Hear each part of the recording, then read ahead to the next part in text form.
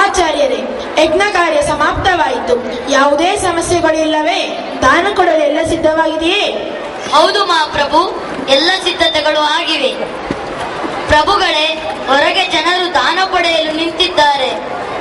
ಎಂದಿನಂತೆ ದಾನದ ವಿಧಿಗಳು ನೆರವೇರಲಿ.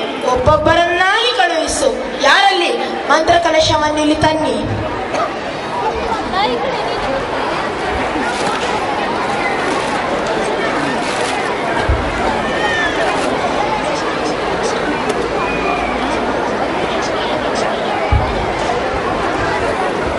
ಪ್ರಭುಗಳೇ, ಹೊರಗೆ ಒಬ್ಬ ತೇಜಸ್ವಿ ಬಾಲಕ ತಮ್ಮಿಂದ ದಾನ ಪಡೆಯಲು ಅಪೇಕ್ಷಿಸುತ್ತಿದ್ದಾನೆ. ಕಳುಹಿಸಲೇ? ಓಹೋ, ಹಾಗೇನು? ಅವನು ಯಾರು? ಎಲ್ಲಿ ಅವನೆಂದು ವಿಚಾರಿಸು. ಆಗಲಿ, ಅವನನ್ನು ಕಳುಹಿಸು. ತಮ್ಮ ಅಪ್ಪಣೆಯಂತೆ ಕಳುಹಿಸು. ಬಲಿ ಚಕ್ರವರ್ತಿಗೆ ಜಯವಾಗಲಿ, ಬಲಿ ಚಕ್ರವರ್ತಿಗೆ ಜಯವಾಗಲಿ, ಬಲಿ ಚಕ್ರವರ್ತಿಗೆ ಜಯವಾಗಲಿ.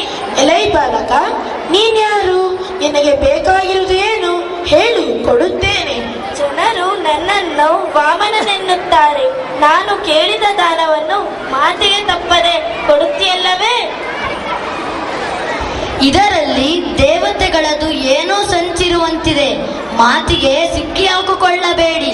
ದಾನ ಬೇಕಾಗಿರುವುದು ಏನೆಂದು ತಿಳಿದ ಮೇಲೆ ವಚನ ಕೊಡಿ. ದೇವತೆಗಳು ಏನು ಮಾಡುವರು? ನಾನಾಗಲೇ ಸಿದ್ಧನಾಗಿದ್ದೇನೆ.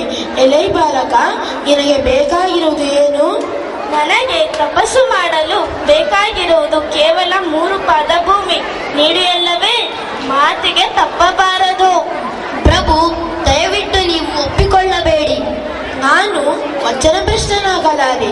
ಎಲೈ ಬಾಲಕ, ತೆಗೆದುಕೋ 3 ಹೆಜ್ಜೆ ಭೂಮಿಯನ್ನು. ನಿನ್ನ ಪಾದದಿಂದ ಅಳೆದುಕೋ. ವಾಮನ ತ್ರಿವಿಕ್ರಮನಾಗಿ ಬೆಳೆದು 1 ಪಾದದಿಂದ ಗಗನವನ್ನು ವ್ಯಾಪಿಸುತ್ತಾನೆ, ಮತ್ತೊಂದು ಪಾದದಿಂದ ಭೂಮಿಯನ್ನು ವ್ಯಾಪಿಸುತ್ತಾನೆ. ರಾಜನೇ, 3ನೇ ಹೆಜ್ಜೆಯನ್ನು ಎಲ್ಲಿಡಲಿ? ಸ್ಥಳವಿಲ್ಲ. 3ನೇ ಹೆಜ್ಜೆಯನ್ನು ನನ್ನ ಶಿರದ ಮೇಲಿಡು.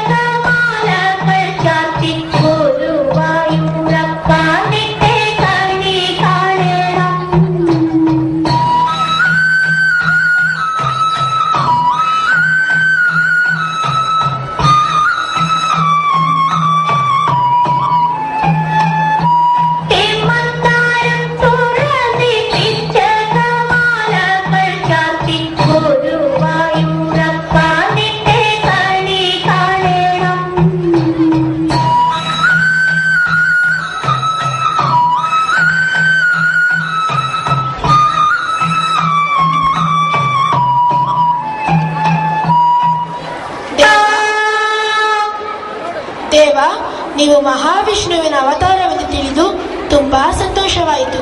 ನನ್ನ ಜನ್ಮ ಸಾರ್ಥಕವಾಯಿತು.